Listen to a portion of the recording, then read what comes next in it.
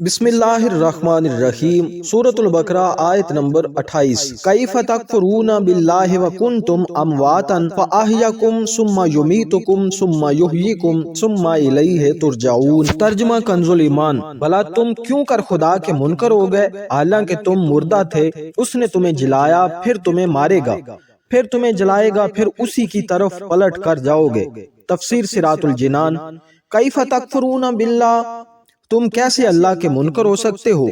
توحید و نبوت کے دلائل اور کفر و ایمان کی جزا و سزا ذکر کرنے کے بعد اللہ تعالیٰ نے اپنی خاص و عام نعمتوں کا اور قدرت کی عجیب نشانیوں کا ذکر فرمایا، اور کفر کی خرابی اور برائی کو کافروں کے دلوں میں بٹھانے کے لیے انہیں خطاب کیا کہ تم کس طرح خدا کے منکر ہوتے ہو، حالانکہ تمہارا اپنا حال اللہ تعالیٰ پر ایمان لانے کا تقاضا کرتا ہے، کیونکہ تم بدن میں روح ڈالے جانے سے پہلے تمام مراحل میں مردہ تھے، یعنی کچھ نہ تھے، بے جان جسم تھے، پھر اس نے تم میں روح ڈال کر تمہیں زندگی دی، پھر زندگی کی مدت پوری ہونے پر تمہیں موت دے گا، پھر تمہیں زندہ کرے گا۔ اس سے یا تو قبر کی زندگی مراد ہے جو سوال کے لیے ہوگی، یا قیامت کی، پھر تم حساب کتاب اور جزا کے لیے اس کی طرف لوٹائے جاؤ گے۔ تو اپنے اس حال کو جان کر تمہارا کفر کرنا نہایت عجیب ہے۔ اس آیت میں غور کریں تو ہم مسلمانوں کے لیے بھی نصیحت ہے کہ ہم بھی کچھ نہ تھے، لیکن اللہ تعالیٰ نے ہمیں زندگی عطا کی اور زندگی گزارنے کے لوازمات اور نعمتوں سے نوازا، تو اس کی عطاؤں سے فائدہ اٹھا کر اس کی یاد سے غافل ہونا اور ناشکری اور غفلت کی زندگی گزارنا کسی طرح ہمارے شایان شان نہیں ہے۔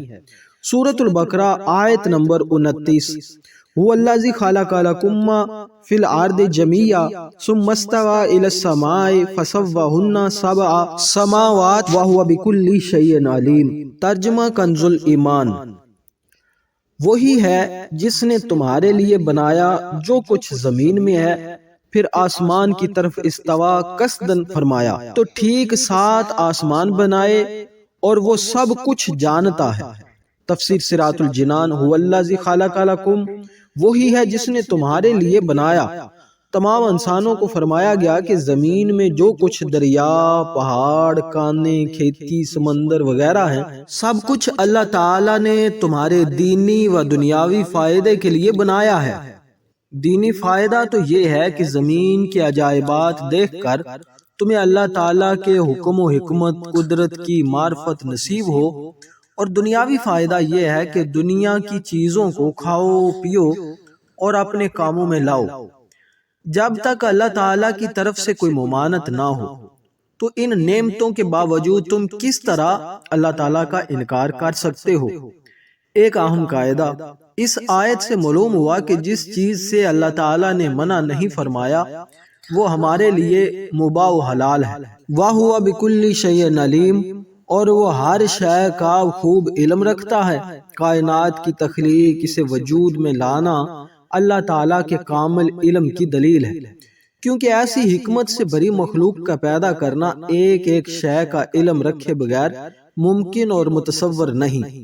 کافر مرنے کے بعد زندہ ہونے کو ناممکن سمجھتے تھے۔ ان آیتوں میں کافروں کے اس عقیدے کو غلط و باطل ہونے پر ایک عظیم دلیل قائم کی گئی ہے کہ جب اللہ تعالیٰ قدرت و علم والا ہے اور جسم و حیات کی صلاحیت بھی رکھتا ہے، تو موت کے بعد دوبارہ زندہ کرنا کیسے ناممکن ہو سکتا ہے؟ پیارے ناظرین، میں امید کرتا ہوں کہ یہ ویڈیو آپ کو ضرور پسند آئی ہوگی۔ اسی طرح ہمارے چینل پر روزانہ ایک قرآن کریم کی آیت، اس کا ترجمہ اور تفسیر بیان کی جاتی ہے۔ آپ سے گزارش ہے کہ ہمارے چینل کو سبسکرائب کریں تاکہ روزانہ آنے والی نئی ویڈیو آپ تک پہنچتی رہے۔ ملتے ہیں اگلی ویڈیو میں، تب تک کے لیے اجازت دیجیے۔ السلام علیکم ورحمۃ اللہ وبرکاتہ۔